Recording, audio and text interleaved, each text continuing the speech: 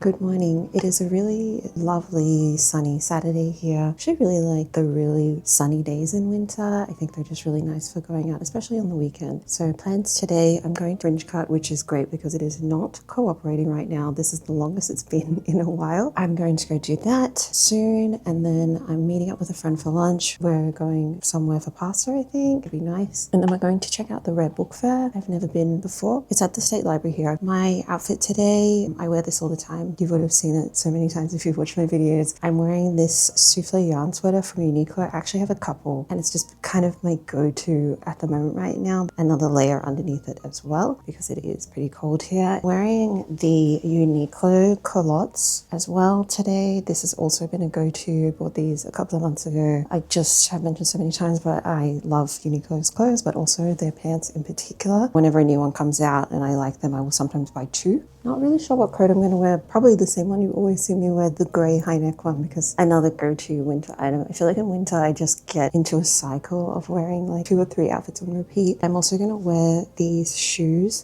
These are the leather boots that I bought in my last video from the vintage market. Haven't worn these out yet. Fully cleaned them up now and polished them up, and they're looking good. So, I mean, hopefully they're comfortable. It's always a bit risky wearing a new pair of shoes out for the first time, and I will be walking a bit today. For my bag today, I'm going to trial this new one from, you guessed it, Uniqlo.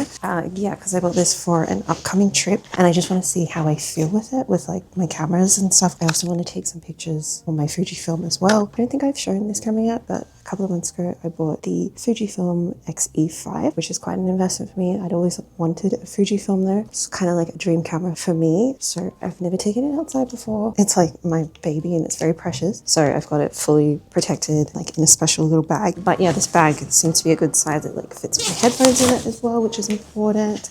And of course I'm going to take my Kindle as well. I should probably head off now, so I'm going to take you along with me. Rest of today, I have to come home and do a bit of admin work and some editing, and then I just want to play Bubble tonight. So I'm going to come back later and talk about that, and I'll also talk about the books I've been reading. Yeah, I think that's it for me, so I'm going to head off now.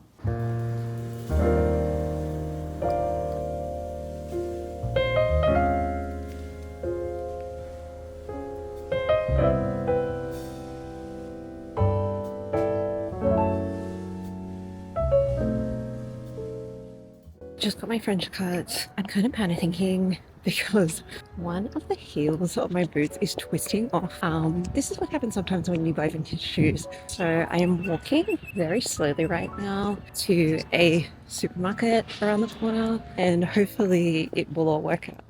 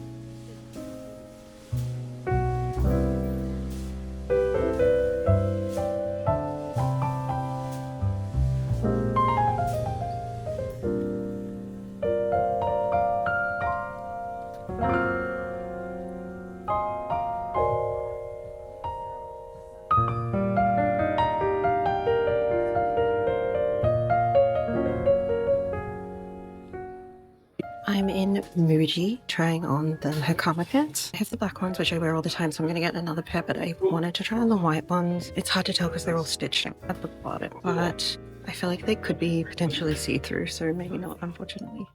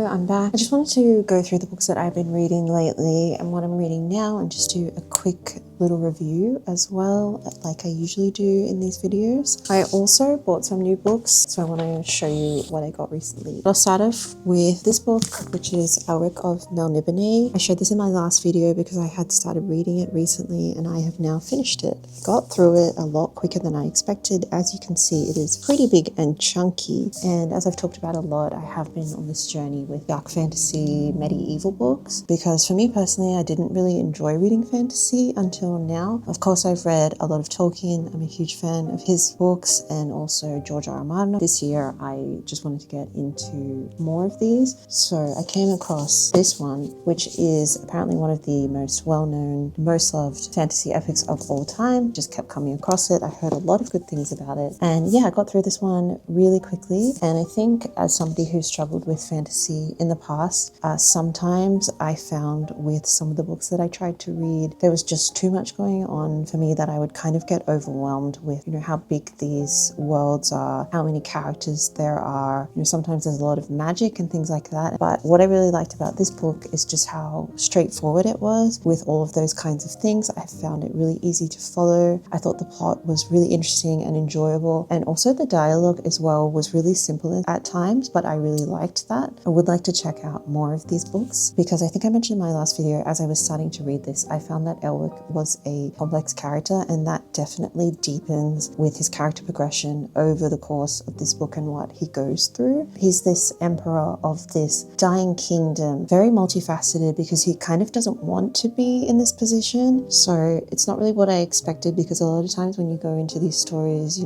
these kings or emperors, people that want to be there and enjoy having that power. But he was really different in that sense. Whenever he got into these tricky situations, which I'm not going to go into obviously just in case, he ended up doing the opposite to what I expected pretty much every single time. And I really liked that, because it just kept me guessing. I really didn't know what he was going to do next or how he would handle things. He is kind of kooky in a way in that sense, I think, and he's sort of moody. I really enjoy a complex character, I guess. So I definitely want to read more of these. Looking in the back of this book, there is actually a reader's guide to all of the books in the Elric saga. There's a lot more than I thought, so I would like to check them out, because yeah, I think this was great and I would rate this a 4 out of 5, and I do recommend checking this out if you are into dark fantasy epics. After finishing Elric, I then started my Patreon book club read. So every month in my book club, we have a poll and then we vote on what we're going to read for the month. And for August, we are reading Bone of My Bone by Joanna Van Veen. This just came out recently, I believe. I had this on my radar for quite a while because I really like this author. Last year, we also read Blood on Her Tongue together by this author, and this is one of the best books I read last year. Absolutely loved it. This was a 5-star read for me. Also just love the cover of this one. You can't really tell because this is on my Kindle, but the cover of this one is really gorgeous as well. This one is set in the 1600s in the 30-year war in Europe. For me personally, my knowledge on that period of history is not great, but at the start of this book, and I'm just a few chapters into this, the author does give you some helpful context with this. There was also a list of some trigger warnings as I've started to read it. I found that was helpful to know because it is very dark, which is not a problem for me, but I'm kind of glad that I had a little heads up going into it, and yeah, a bit more of an idea of what this war involved. I'm really liking it. I feel like this is something that I'm going to get through really quickly. There's a lot of elements to this that I really enjoy. I'm learning a lot about this period of history as well, which has been great. So if you've already read this one, let me know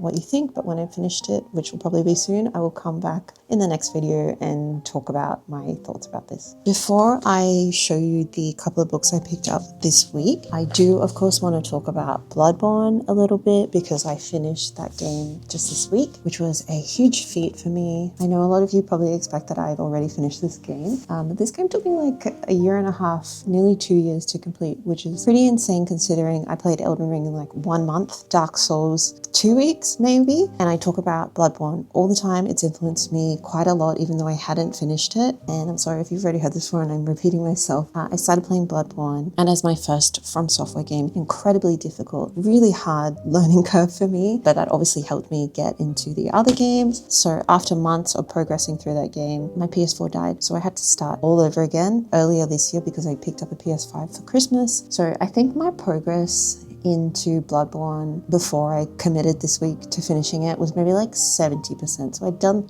quite a big chunk of it. After playing Elden Ring and Dark Souls, I found this game a lot easier. It's not exactly the same. All of these games are really different in their own ways. So you can't really expect going from one to the next that you're going to just breeze through it. Slight variations between all of them. Some of them are completely different. And not saying that Bloodborne wasn't difficult, but obviously coming back after quite a while and having more experience, I got through this pretty quickly. Really happy that I finally finished it and I got to see the ending. I've watched a lot of videos about, the lore of Bloodborne, so kind of already knew what to expect. So I've started the game again. I need to get to the DLC again as well, because I would like to try to get a different ending. I also need to go back and play Dark Souls 1 and 2 as well. I really like to just focus on one game at a time, but I'll probably take a little break now as well after having these very intense weeks of gaming, which has been a lot of fun. Okay, so I picked up 3 books this week, so I'm going to show you what I got. The first one is Assassin's Apprentice by Robin Hobb. I think quite a few of you did recommend this author to me when I was mentioning that I was getting into dark fantasy medieval books. It's kind of difficult to choose which ones to read. Decided to go with this one, which is from the Farseer trilogy, because I'd heard some really good things. This book is a lot smaller than I expected. If I'm really into it, I could get through it quickly. So I'm going to start this one soon. Let me know if you've read it. The next book I've got here is Once Was Willem by M.R. Carey. Pretty this cover is. This is a dark medieval tale, which sounds pretty much up my alley for what I'm reading right now. It's a mention of some twisted folklore, macabre magic, and the strangest of found families. Just sounds really interesting to me. I'm going to read this one soon too, hopefully. And the last one I've got, which is a little different, is Days at the Morisaki Bookshop. This is by Satoshi Yagisawa. I do really like to break up my reading when I'm getting into a particular genre, just to keep things fresh and to take a little break. This book is about a woman whose family has had a bookshop for 3 generations. It just sounds really cute and light and a little bit different. It is an international bestseller, so I've seen this one around a lot. If you've read this one, let me know what you thought about it. Another thing that I would like to do this afternoon is organize my bookshelf behind me. I'm not somebody who needs to have well set out bookshelf. I kind of like things being a bit chaotic and messy, and when I get new books I will just kind of slot them in wherever there's space. I'm going to try to organize this a little bit, so I'll show you how that goes as well.